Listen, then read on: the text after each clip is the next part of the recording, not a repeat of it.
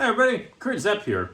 So I wanted to go over my imaging of the Lobster Claw Bubble Nebula, that whole complex. I just got done doing it recently with my ASI 2600 MC and my Canon lens, and it was attached to my Atlas Pro mount, of which I since put the edge back on there. But I wanted to go over that because I shot away or trashed 20 hours worth of data, believe it or not. So I processed about almost close to 16 hours worth of data, but I had a total of like over 37 hours, but I didn't use 20 hours worth of it. And you might say, holy cow, what happened? Well, when I was out imaging, I started this project when the moon was out, but we had some clear nights when the moon was out. So I said, I always wanted to image this area, so let me go out and go ahead and image. I used the NBZ filter, which is good for just allowing the hydrogen and oxygen to go through. So I figured, well, might as well give it a shot. And when I was imaging, I did get some good nebulosity, at least with the bright parts. I couldn't count on ever getting clear nights when the moon was not out. Not around here in Connecticut. We can have months with no clear weather when the moon's not out. And I probably could have processed an image that would have been decent, but I wouldn't have gotten the faint nebulosity that's around the bright areas. So anyways, I was all set to being done, and I was processing other images, and I just had this whole thing all set up still. And as luck would have it, the moon went away and it started clearing up again. So I was like, wow. And we had some really clear nights without the moon. And that's rare around here. So I went out and started collecting over 3 or 4 nights again. And I got about almost 16 or 17 hours worth of data on a clear night. And so that's what I processed. I didn't need to do much. I mean, I looked at the data that I collected with the moon out, and I looked at the data that I collected without the moon, and it was much better without the moon. So I went ahead and did some analysis with the Subframe selector and stuff like that. And I'll show you what I'm talking about. You can actually see, I didn't need to do that, but because I could see the difference visually, but still, let's go back ahead and I'll show you all this data, what it looks like, and I'll show you some new processing that I did. And I'm not going to show you it's not a tutorial of how to use these processes. I'll put links that for people that developed it, and they have their own tutorial methods on how to use it. I just want to show you what I did, and I'm very, very excited about this new techniques. I'm Kurt Zepp, and you're watching AstroQuest 1.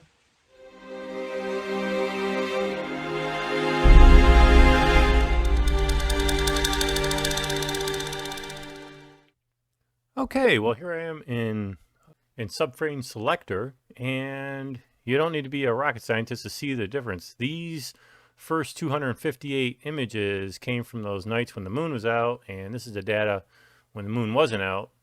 And let me show you one of my things I like to look at, and that is the stars. So let's do the stars in ascending order. So you can see the star data. It's really, really, really telling of what's going on here. So I didn't even use any of this data when the moon was out, and I just used all the data when the moon wasn't out. One of the main reasons is because that extra moonshine just would blot out a lot of the stars, and not only that, that faint nebula never would have shown up with the moon data out. As I said, I would have gotten a decent image probably, but certainly not all that faint nebulosity that I was really after. Okay, let's take a look at some of the other processes that I did with this image. Okay, well, welcome back, folks. So my intent here is I'm going to go quickly give you the Reader's Digest version of what I did, and I will point out the new stuff that I have learned recently. I am not going to give you a full tutorial of it, but I will provide links to how you can download it and where you can get the tutorials for these methods that I'm going to describe. Here's my original image right after it was stacked.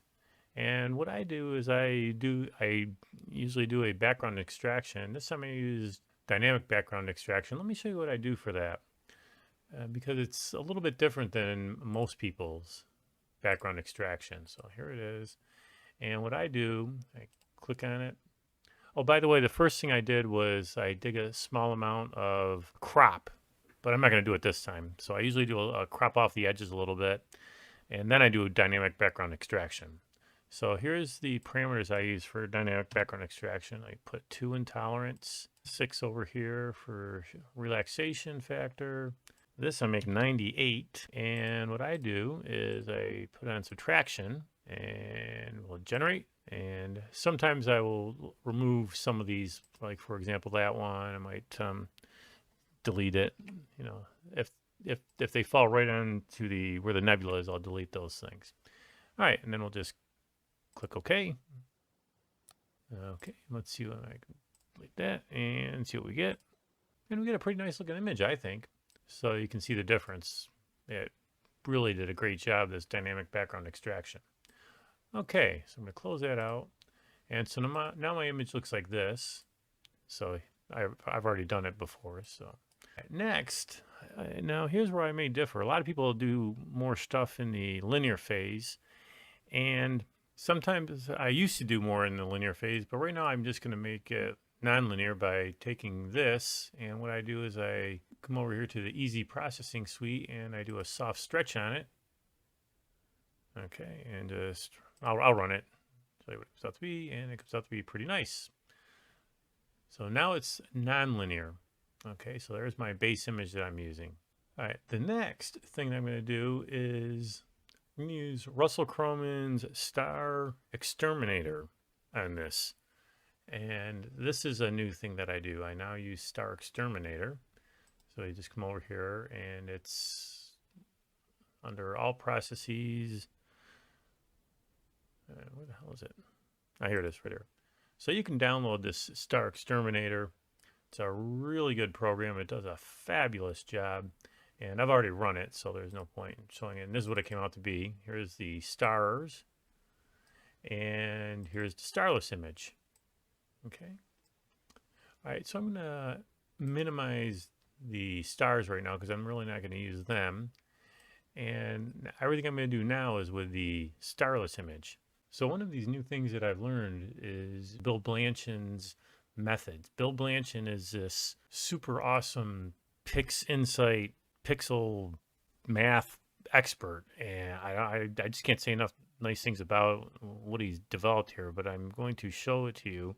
There are process icons. I'll load all these process icons, and I'll put links to where you can download some of these things. These are all his tools, and I have not used all these tools. What I have used is his star reduction protocols here, and I'll show you that later. And I've used color masks a little bit, and they work really well. But what I want to show you right now is this narrowband normalization, and it has an HOO normalization and an SHO normalization. This HOO normalization, this is what you would use. You can actually take an HOO image, and if you choose, I'll show you what it does. I'll just open it up and click on it. If you choose to do this, it turns it into a Hubble palette, an SHO image. So I could have processed this as an SHO image. I chose not to because I kind of like the HOO look, but if I wanted to, I could have turned it into an SHO. So how cool is that? So that's one of the new things that I tried. And as I said, I'm going to use more Bill Blanchin stuff later. What I've done next thing I want to show you is with this starless image, I did a little bit of noise extraction. And here's another new thing I did. I downloaded Russell Cromin's Noise Exterminator. I think he's got a version for that for Photoshop as well if you use Photoshop. And I think it's done wonders. It's a really good program. And the way where it's found is after you download it and after you purchase it, I think it's like $59. You purchase it and you install it on the PixInsight. Now it shows up under where it says noise reduction. Here it is right here, noise exterminator. And I was playing around with the settings on it. I actually turned off the detail and I just started at like 50, 70, 90, and just picked out which one was the best. I think and then after I found out the optimal noise reduction, I did put detail back, and what I ended up finding was 75, for denoise and 40% detail, that gave me the best image. Here's what it looks like. So I think it came out pretty good. I don't know how much you guys can see.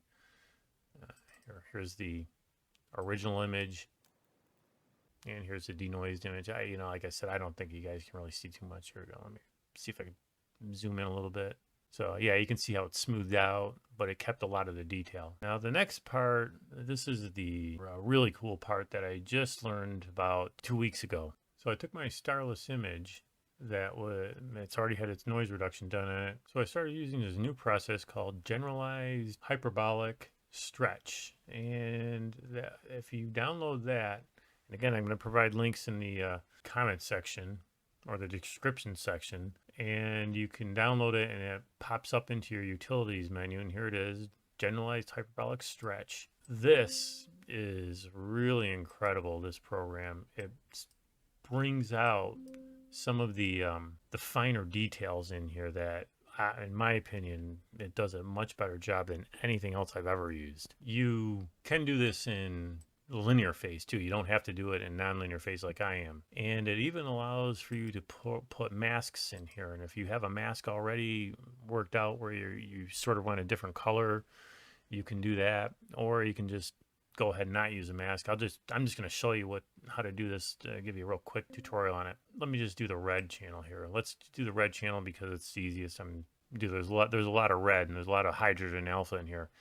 And what you would do is, I clicked on the red channel, but you can check on the green if you want to bring out some of the green and the blue or the whole RGB. You can do luminosity, saturation, color stretch, all sorts of neat things. And if you have a mask you want to show, by all means put that in here. Here's the object I want. Let's see. So now it pops it up right into here. And now you can start playing around with some of these things. And here's a stretch factor.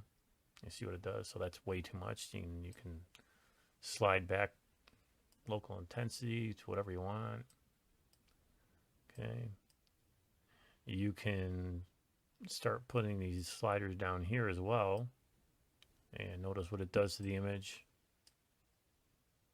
All right. This thing right here brings out the highlight, any of these highlights. So if I turn this thing way down, you can see what it does. It sort of makes these things go away, but actually I want to bring them out. So I kind of like this thing way up on full blast. So it's bringing out some of that finer detail, which is what I really want. Okay, and I can just start playing around. So you can do this, you can eyeball it and see how you like it. The links I'm going to provide for you, there is a person who uses this quite a bit, and he actually goes through all these numbers, what they mean. And so he does more of a methodical, mathematical method for doing these settings. That's probably better than what I do, but like I said, I think this is awesome. And what you would do is you just press this thing and then would convert that image to whatever. And again, you can start, there's so many other dials you can play around with. But yeah, I just love that gradient or generalized hyperbolic stretch. I think it's incredible. So this is when I got done doing that, this is what I wound up with for my generalized hyperbolic stretch. I really put a lot into it, and I then did a couple other settings with it, and I think this is my final starless image, what it looked like. So that was generalized hyperbolic stretch. The next thing I did was I went back and used some of the star reduction techniques from Bill Blanchard. So here's, after I brought back the stars into the image, I wanted to get rid of these stars by using some of Bill's methods. So I'll show you that. And again, Bill Blanchard's methods, he's got all these little modules in here that are just incredible. So the star reduction is right here. It gives you these 4 things here. And what you have to do to use the star reduction is you must make a starless image, which, yeah, hell. So here's my starless image, and what you first do is you use this one that says clone for starless. So you just click it over here. All that does is it makes another version it's called starless. All right.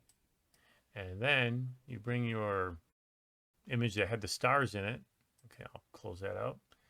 And these are the methods. There's 3 different methods he has up here for you.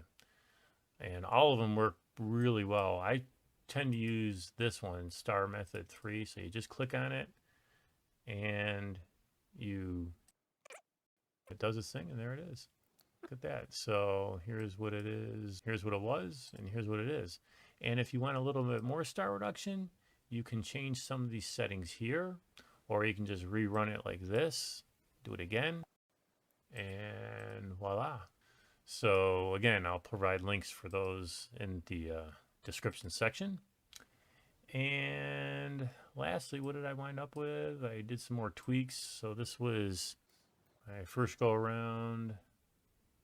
A few more tweaks in Photoshop. So this I'm done with Pix. I'm done with Pix Insight now, and so I went and brought it into Photoshop and did some more playing around and wound up with this. And finally, the final image was this. Okay, folks, this is the end. But before I leave, I'd like to thank Dave Payne and Mike Cranfield. Those are the developers of that hyperbolic stretch. I'd also like to thank Bill Blanchin and Russell Cromin. And lastly, I'd like to thank Queeve the Lazy Geek. I saw a recent video from him, and he's the one that pointed out a lot of this Bill Blanchin's methods. So again, thanks to all those individuals, and I hope you enjoyed this video. I had fun making it, but I tried to do it in just a couple of takes, so there's probably a lot of me repeating myself and a lot of uhs and thus in this video, so I apologize for that. Anyways, I think that's all. Thanks for tuning in, and we'll see you next time.